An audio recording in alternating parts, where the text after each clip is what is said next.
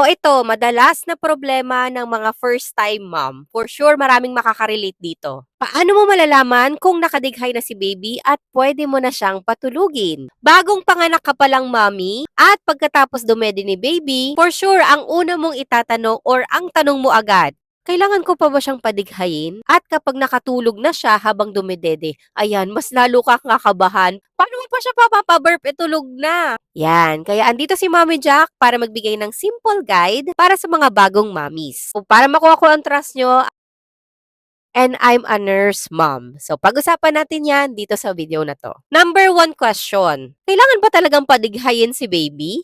Sa totoo lang po mga mommies, hindi lahat ng baby ay kailangan padighayin o pa-burp after feeding. Ito yung scenario dyan. May mga babies kasi na madaling makalunok ng hangin at kailangan talagang padighayin. Habang ang ibang babies naman ay okay lang kahit hindi sila dumighay. Kaya wag pong ma-stress na kung minsan ay wala kayong naririnig na o burp ni baby. Pagkatapos dumede, hawakan mo siya ng maayos. Pag ganito, suportahan ng ulo at leeg. Ipatong mo siya dito sa balikat mo. O kaya, paupuin mo siya sa iyong lap or sa iyong hita. Ayan, ipakita ko yung picture. Ito yung other way kung paano mo mapapaburp si baby. So, yung isa dito, ayan ang picture. Yung isa naman dito.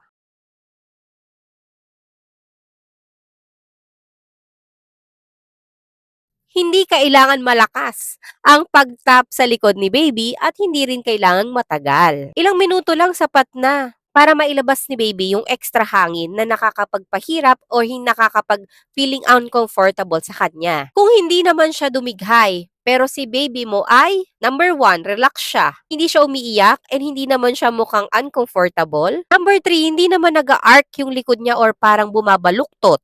Normal naman yung paghinga at mukhang satisfied naman siya pagkatapos dumede. Ito yung pangalawang problema. Paano naman kung after niyang dumede, hindi mo pa napapaburp, nakatulog na? And ito yung madalas na concern ng bagong mommies ha. For sure, nagwo-worry kayo kung paano nga kung nakatulog at hindi pa napapadighay or napapaburp si baby. So ito naman yung gagawin nyo. Kung nakatulog na si baby at mukhang pansin mo comfortable naman siya, hindi mo na siya kailangang pilitin pang dumighay ng paulit-ulit.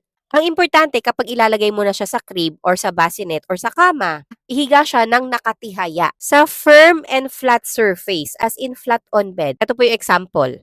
Flat sleeping surface kasi yan na baby na safe para sa mga babies, lalo na sa newborn.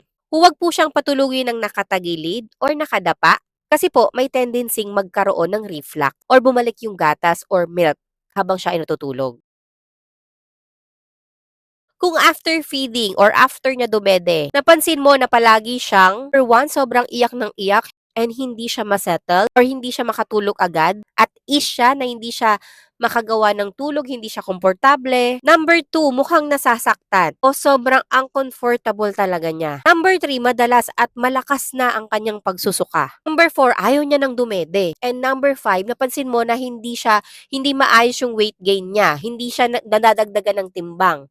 Yan, kapag napansin mo yung mga ganon na warning signs or symptoms, magpatingin ka na sa doktor. Ito tandaan mga mommies, lalo na sa mga first-time mom, hindi mo kailangan marinig ang malakas or malaking burp ni baby para masabi na okay si baby or nakadighay siya after feeding. Minsan kasi maliit lang yung hangin na inailalabas nila. At minsan, hindi talaga siya dumidighay. Ang mahalaga, obserbahan mo lang siya. Kung comfortable naman siya, sleeping well, every after feeding or every after dumede, at siguraduhin safe ang sleeping position niya, wala ka naman pong dapat ikabahala. Basta komportable si baby ha. Kaya kung bagong mom ka at kinakabahan ka sa bawat galaw ni baby, normal lang po yan. Lahat tayo ay dumadaan sa stage na yan. Unti-unti makikilala mo rin yung mga cues ni baby at mapapaisip ka na, tama pala yung ginagawa ko. At oo, moms, hindi mo kailangan hintayin ang malaking burp or malakas ni burp ni baby bago mo siya patulugin. Tandaan mo lang yung sinabi ko kanina. O ikaw ba, moms, nakatulog ba si baby habang pinapadighay mo?